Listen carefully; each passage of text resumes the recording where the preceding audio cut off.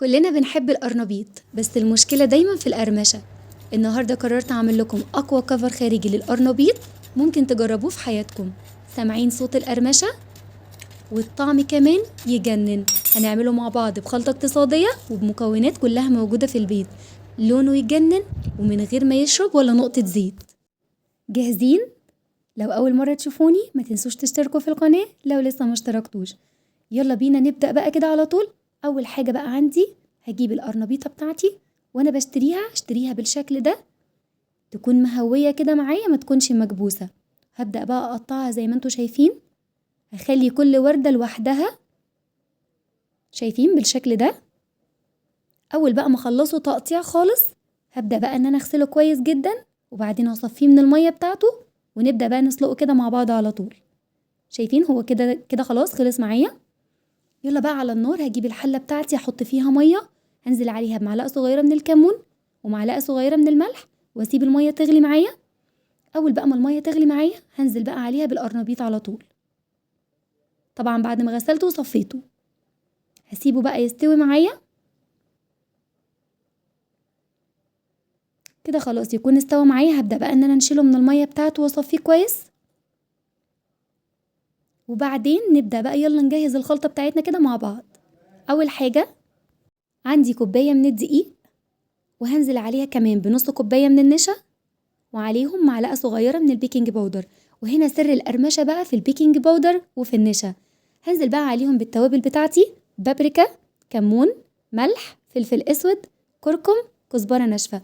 هقلب بقى المكونات الناشفة دي مع بعض كويس جدا. هنزل بقى عليهم بأربع بيضات وهقلبهم مع بعض كويس جدا، وبعدين معلقة كبيرة من الثوم المفروم. هنزل بقى عليهم بكوباية من المية وهقلبهم بقى كده مع بعض كويس جدا. انا هنا حسيت بس ان الخليط بتاعي تقيل شوية، فانا زودت ربع كوباية مية. هنزل بقى عليهم باخر حاجة معايا ربطة صغيرة من الكزبرة على البقدونس.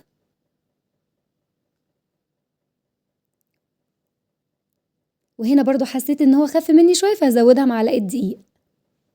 تمام، انا عملت معاكم كل الخطوات دي عشان برضو لو انتوا طلع معاكم خفيف هتزودوا دقيق، لو طلع تقيل هتزودوا مية. هنزل بقى بالقرنبيط بتاعي كله، هبدأ بقى اهرسه بالشوكة كده او بالهراسة. هرسه مع بعض. شايفين القوام بتاعه بقى عامل ازاي؟ يلا بقى على النار عندي طاسة فيها زيت. اول ما الزيت يسخن معايا قوي هبدأ بقى انزل عليه بالقرنبيط زي ما انتوا شايفين كده بالمعلقة، وهبدأ بقى ان انا هنزل عليه كده ونبدأ نقليه كده مع بعض. اول ما اللون بتاعه كده يبقى ذهبي هبدأ ان انا اقلبه على الناحية التانية، وهوريكم ازاي بقى لون الزيت بيفضل زي ما هو، لونه مش بيغير خالص. وكمان الزيت هيفضل معايا زي ما هو، هيقل مني حاجة بسيطة خالص. شايفين لونه حلو ازاي؟ طالع لونه ذهبي يجنن. شايفين الزيت عامل ازاي بعد اول مرة؟ هنبدأ بقى ننزل بالمرة التانية. شايفين ازاي انا بقليه بالمعلقة؟ هفضل طبعا اعمل كده لحد ما اخلص معايا كل الكمية بتاعتي. اول بقى ما لونه يبقى ذهبي هبدأ ان انا اقلبه على الناحية التانية كده. انا ما عملت معاكم المرة التانية دي بس عشان خاطر اعرفكم قد ايه الزيت مش يعني القرنبيط مش بيتشرب الزيت، وكمان الزيت بيفضل لونه زي ما هو خالص، لونه مش بيتغير ولا بيسمر معايا. شايفين بقى القرمشة؟ طالع مقرمش ويجنن. وطبعا احنا عرفنا سر القرمشة هنا هي البيكنج باودر والنشا، طعمه يجنن والخلطة بتاعته تحفة. هوريكم بقى القرنبيطاية طلعت معايا كمية قد ايه. طلعت معايا كمية كبيرة جدا. عايزاكم بقى تقولولي في الكومنتات بتحبوا تاكلوه سخن ومقرمش ولا بتحبوا تاكلوه لما بيبرد.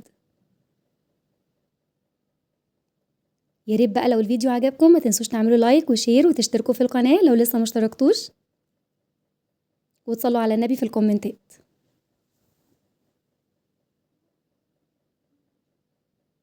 ودي كده كل الكمية بتاعتي اللي طلعت من القرنبيطية بتاعتي.